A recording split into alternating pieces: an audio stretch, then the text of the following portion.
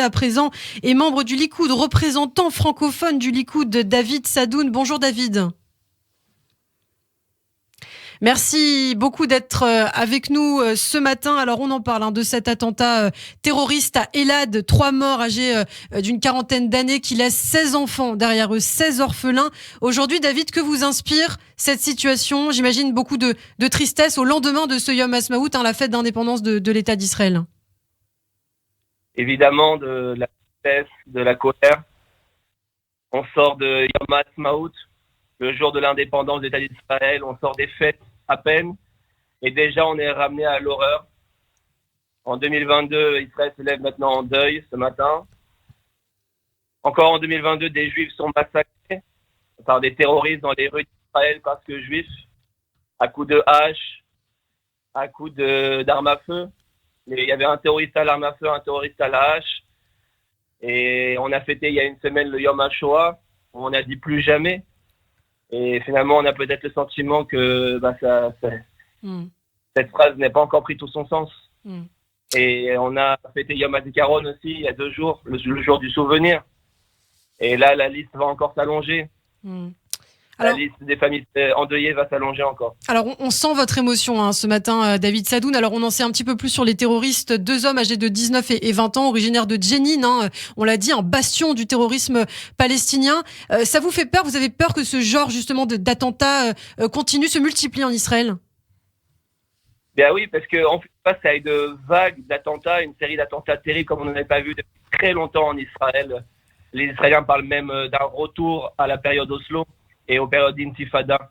Et on peut dire qu'il y a un lien direct entre le gouvernement actuel et la vague d'attentats terribles qui incite à cette peur et qui, on sait, n'est pas encore finie et qui malheureusement peut continuer dans chaque ville d'Israël, comme on a vu, à Beersheva, à Hadera, à Bnei Brak, à Tel Aviv. Le terrorisme peut arriver partout.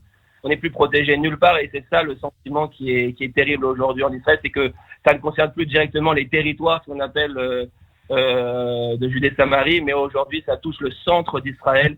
Ce sont même parfois des Arabes israéliens avec la Toudat Zéhout qui ont fait des actes d'attentats comme moi depuis que je suis en Israël en 2015, j'avais jamais vu ça. Et donc on a vraiment le sentiment de retourner dans une période sombre de l'histoire d'Israël. Alors vous dites qu'il y a un lien entre le gouvernement actuel de Naftali Bennett et ces attentats. Pour quelles raisons?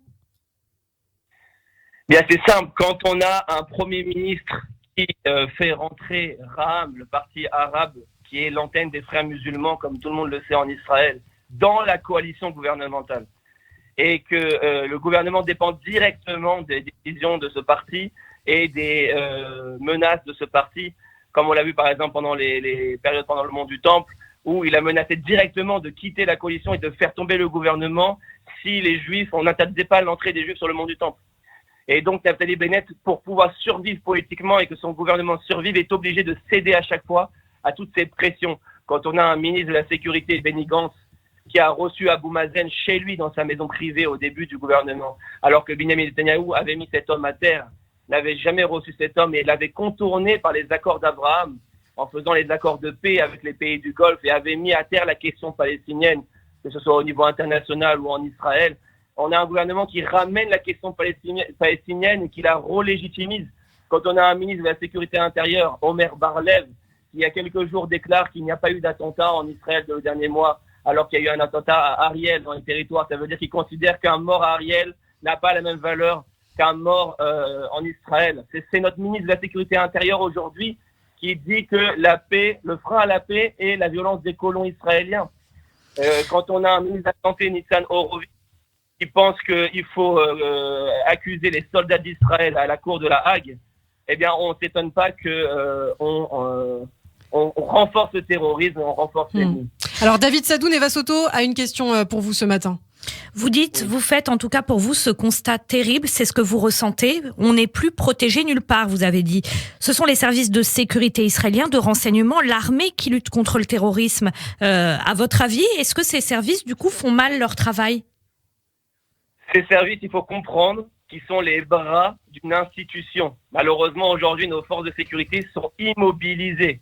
Quand on voit la Cour suprême israélienne qui a encore retardé la destruction des terroristes de Bnei Brak et de Hadera, Leur maison n'est toujours pas détruite. Mais en quoi là, je vous parle du travail concret des services de sécurité, de renseignement, c'est-à-dire qui essayent de trouver des renseignements pour empêcher les attentats, qui luttent contre le terrorisme, les arrestations, etc.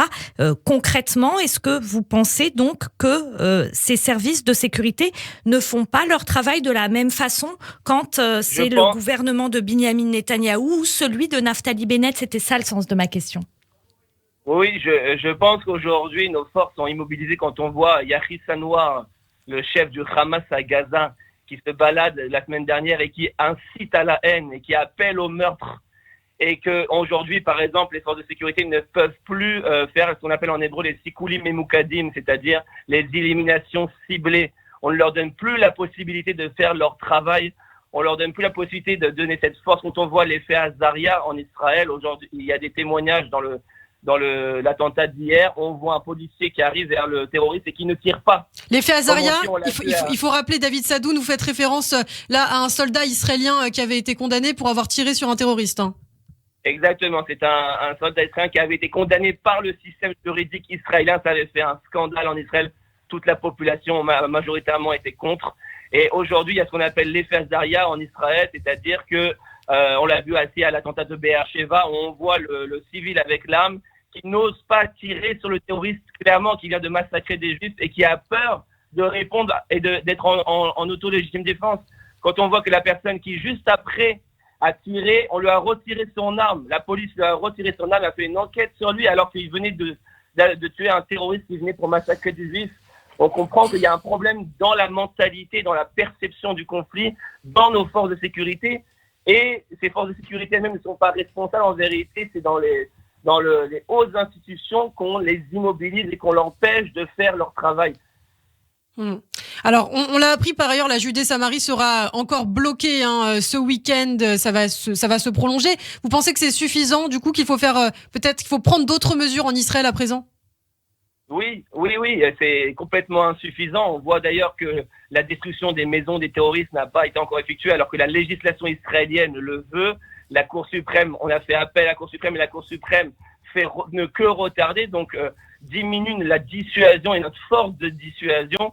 Il y a d'autres actes possibles comme le membre du Likoud, le député du Likoud, Miki Zohar, l'avait proposé à l'époque dans le gouvernement, mais il n'y avait pas eu la majorité pour la faire voter, pour amener à la déchéance de nationalité des terroristes, voire même de leurs familles, si ce sont des Israéliens, et à la déchéance des permis de travail, si ce sont des Palestiniens, pour eux et leurs familles. Il y a des actes plus forts. On parle aussi de la peine de mort pour les terroristes qui n'est pas encore appliquée en Israël. C'est un sujet qui est très, très en feu aujourd'hui en Israël. Beaucoup veulent la peine de mort pour les terroristes, comme Avigdor Lieberman l'avait proposé en 2018, en tout cas dans les tribunaux militaires, pas dans les tribunaux civils. Il y a plein d'actes possibles pour augmenter notre force de dissuasion. Et aujourd'hui, le sentiment général en Israël, c'est que nos forces de sécurité ont perdu leur force de dissuasion parce qu'on leur donne plus les moyens d'agir véritablement d'un bras de fer contre ce terrorisme. Eh bien, merci beaucoup, en tout cas, David Sadoun, d'avoir été avec nous ce matin, d'avoir réagi. Donc, l'information principale de cette matinée, c'est cet attentat à Elad, à l'est de Tel Aviv.